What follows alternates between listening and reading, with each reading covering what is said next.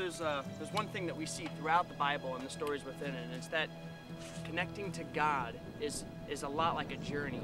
And really what's most important about that journey is the direction that we take, and the fact that we are always searching after God and following in the direction that He's leading.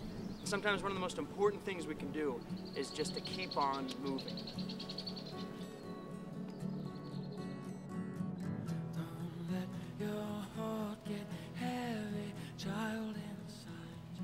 There's a strength that And on this journey of connecting to God, I think it's not like there's just one path laid out for us. I think sometimes God lays out a couple different paths and lets us choose and lets us kind of work with Him and create our own paths, which is really neat that God even allows us to do that. But I think the most important thing is the direction, because if we choose none of the paths, then we're not moving anywhere. We're not going the direction we need to. But once we get the direction down, I think sometimes speed is important. And sometimes God wants to move us along a little faster, and He's like, come on, I'm with you. We can do this. We can go faster. And I think sometimes, we want to go too fast, and God's trying to teach us patience. And much like on this bike right now, we push it. We go faster. It's like I'm going faster and faster. And sometimes, we're going faster than God had intended for us, and so we start to lose a little bit of... Hang on a sec. Whoa, I don't think this thing has any brakes.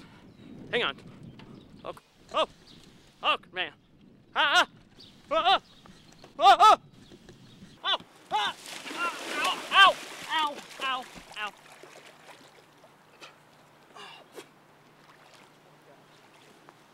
Well, hey everybody, welcome to Small Groups Week 2. We all face challenges in life sometimes. Obstacles in that path in connecting to God. You doing okay? I'm alive.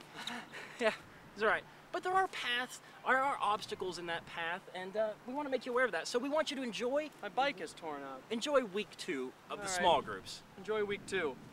Thanks a lot for coming.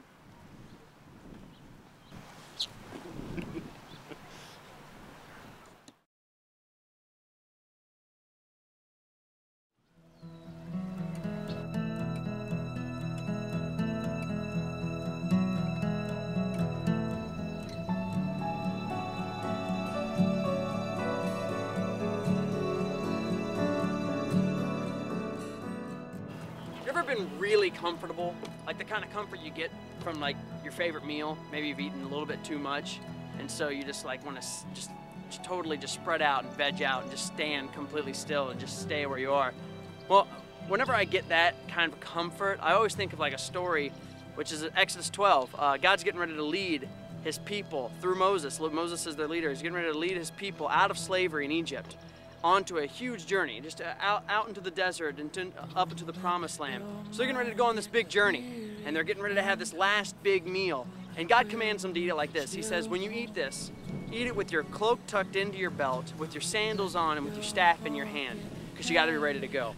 So not only did they not have any time to relax after the big meal, but the entire time they ate it, they had to be a little bit discomforted. They had to be kind of have their clothes tied up and their sandals on and holding the staff. They had to be ready to go at any second, because whenever God wants us to move, we need to be ready. We need to be ready to go on the journey that He has set aside for us. Being ready is really the key. Don't let your soul get lonely, child. It's only time it will go.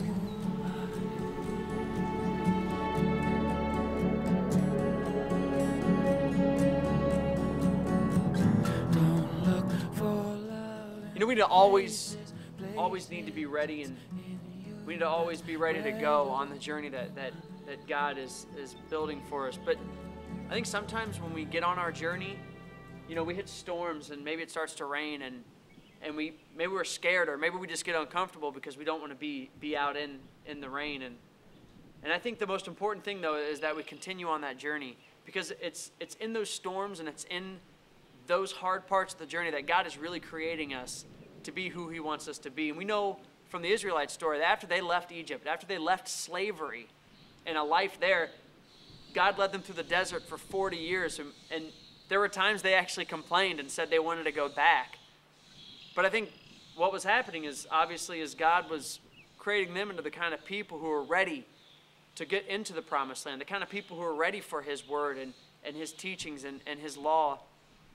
So I think for us, it's important that we just have a willingness to follow. We don't have to be perfect, and we don't have to be, who God wants us to be in the future now, but we need to go on that journey because there's really no goal.